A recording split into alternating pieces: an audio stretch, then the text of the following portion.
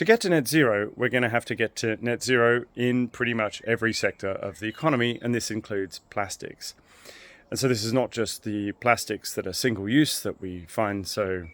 obnoxious, but also the plastics in our laptops, in our cars, in everyday consumer goods, bottles, and also, in wind turbines and other industrial products.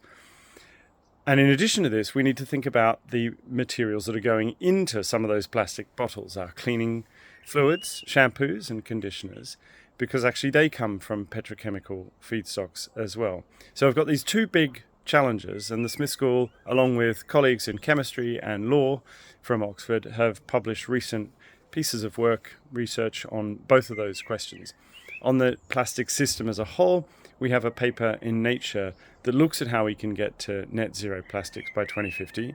Let me tell you, it's really hard, but it involves not just a lot more recycling, but changing those input feedstocks away from the petrochemical and towards plants and trees and other biological sources.